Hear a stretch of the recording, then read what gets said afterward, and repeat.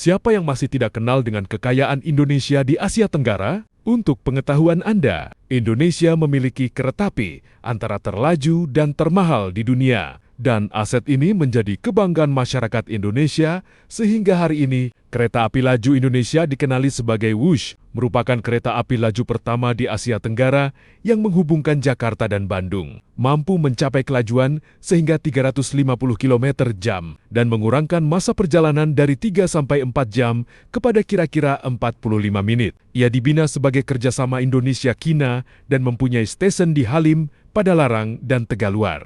Tujuan utama pembinaan laluan ini adalah bagi mengembangkan sumber pelbagai dari atau ke antara Bandung dan Jakarta, meningkatkan pembangunan pelbagai luar pesisir kota Jakarta dengan akses tersebut. Selain daripada itu, Wush dibina untuk menyokong usaha memindahkan pusat pemerintahan Jakarta yang sudah padat ke Bandung, memiliki kereta api yang setanding dengan negara maju seperti Jepun, merupakan suatu prestasi Indonesia di mata negara-negara Asia Tenggara. Walau bagaimanapun, beberapa golongan tidak menyenangi dengan pembelian kereta api tersebut. Dengan kereta api yang sama, Indonesia boleh membeli 10 lagi set kereta api yang sama dimiliki Malaysia. Baru-baru ini, ECRL Project East Coast Rail Link malah boleh melingkari seluruh Indonesia dari utara hingga ke selatan. ECRL ialah proyek yang menghubungkan landasan kereta api antara di selatan Tanah Melayu di Pelabuhan Klang ke Kota Baru di utara Tanah Melayu melalui wilayah ekonomi pantai timur,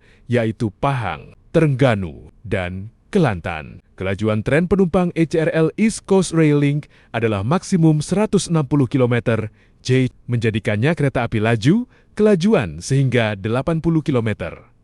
J, dari Kota Baru ke Gombak, sejauh 450 km. Perbezaan harga tiket Wush dan isi Wush. Jakarta-Bandung, kelas ekonomi, jarak 150 km Rp 300.000. 1 km Rp 20.00. ECRL Gombak ke Kuantan kelas ekonomi Jaral 250 km Rp 100.000. 1 km Rp 60.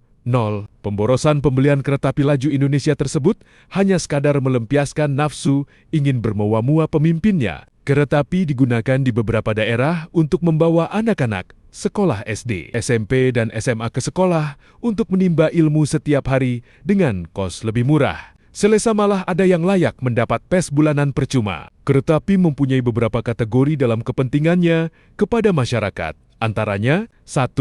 Pergi dan pulang kerja. 2. Berwisata. 3. Anak-anak ke sekolah. 4. Menghubungkan mahasiswa antara college, kosan, dan keperluan pelajaran. 5. Barang perniagaan kargo berat dan berisiko. Berbeza dibandingkan kapal terbang, kargonya tidak bisa membawa beberapa barangan dagangan berisiko dan terlalu berat. 6. Aktivitas awam warga untuk ke puskesmas, hospital, pasar, dari satu bandar ke suatu bandar. 7.